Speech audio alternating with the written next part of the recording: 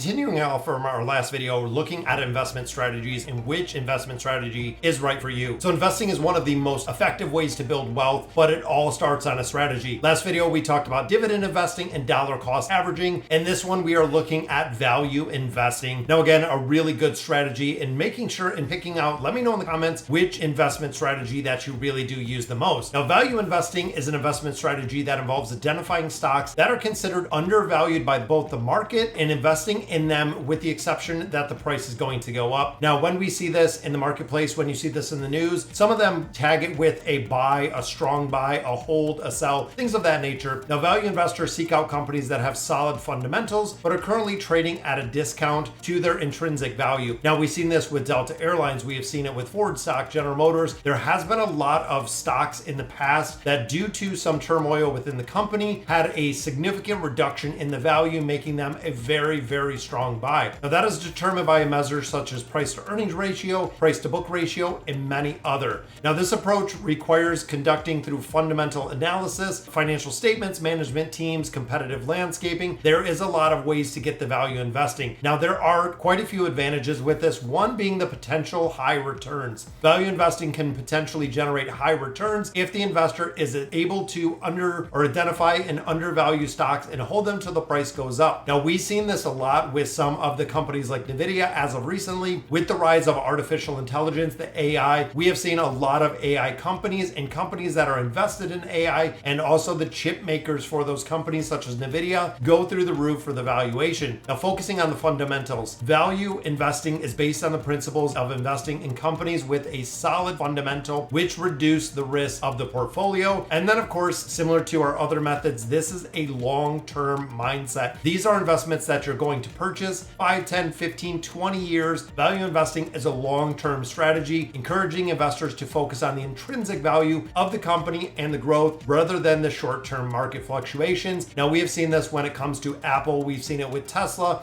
We've seen it with a couple other companies that are very, very valued. Now, disadvantage to this is you're limited with the growth potential. Companies that are undervalued by the market may be struggling to grow or having challenges in their market. This is where you do have to be cautious and kind of do your research about it. And then difficulty in identifying the undervalued stocks. And again, depending on the resources you use, I am not a financial advisor, but definitely use a lot of financial information. Identifying undervalued stocks requires a high level of skill and expertise in financial analysis and evaluation, which again can be used through financial education. Now, the second strategy that we look at is growth investing. Now, this again is one of my big strategies that I do utilize personally. Growth investing is a strategy that focuses on investing in companies that are expected to grow at a fast rate or faster than normal rate, which again, looking back at Nvidia, we have seen them and the rise of artificial intelligence actually just kind of boom. Growth investors seek out companies that are innovative, have strong management teams, operate in an industry with a very high growth potential. This is where we have also seen AI ETFs and things of that nature. Companies may reinvest their earnings into research and development, acquisitions, or expansion. So these are companies that usually do not pay out dividends because they know the worth of the company to actually go ahead and grow. Now, when you look at a company like Berkshire Hathaway, they do not pay dividends. However, they are a very, very strong company that is focused around the development of the stock portfolio, the reinvestment of it, increasing the value of it. Now, some examples of growth investing are early stage venture capital. Venture capital is in line with startups, high growth potential by providing capital and support for scaling. Now, this is super important, guys. To get companies off the ground, they do have to raise money. A lot of them do initial IPOs, initial public offerings, or they do raise capital in kind of like a secondary market to bring money in as a venture capitalist or a startup. Now, they target companies with innovative ideas, disruptive technology, or unique business models. Now, growth equity is the same. Investors provide capital to companies that have shown significant revenue growth and want to expand that growth further. Taking a minor stake and really fueling the growth through organic expansion, acquisitions, or getting into the markets. Now, next one we look at is the IPO investing. I talked about it a little bit. Initially going into the IPOs, buying shares of the IPO price. Sometimes they're super successful. We did the one for Rocket Mortgage. So when RKT actually came out, there was an IPO at $18. I believe now it is trading at about $8, $9, which is significantly below the IPO that was actually the public offering, but it does come with a risk, and that is it. Newly public companies may not perform very well. Now, the company does incredibly well, but the stock is not reflecting that. And they're also poised as a technology company, which I guess they kind of are, but versus being a mortgage lender, something of that nature, a little different with that one. Sector or theme-based investment. This is one, again, using M1 Finance, which I have a link right down below. So they use pies, which is a pretty cool way to break it out. So they break it into different sectors, and you can actually invest in a bunch of different sectors instead of choosing those individual stocks, which again, I do not recommend personally. I'm investing in those individual stocks. I like the ETFs. I like the theme-based investing. So if you're looking to invest in, let's say, renewable technologies, green technology, things of that nature, you can invest in an entire sector, just like we were talking about for AI. The final one in here, guys, is the growth stock mutual funds, or ETFs. Again, ETFs, the risk mitigation on them, just have to be careful of the expense ratios, but they concentrate on growth stocks, allocating their portfolios to companies with a very high growth potential. This is the reason why I invest in the VOO, or the Vanguard S&P 500. I love it. Dollar cost averaging in has been incredibly well. Now, growth investors often prioritize revenue growth over profits, which I do. So far, the portfolio, as you've seen from, I believe, 2 videos, maybe 3 videos again back, that we have seen about a 38% growth in the portfolio since 2021, which is kind of crazy. But again, that is the dollar cost averaging aspect. Now, some of the advantages to the value investing, high growth potential. Growth investing companies are really focusing, go on hope, growth in the future, and potentially higher returns again for the future. Innovative companies, growth investors often look for innovating companies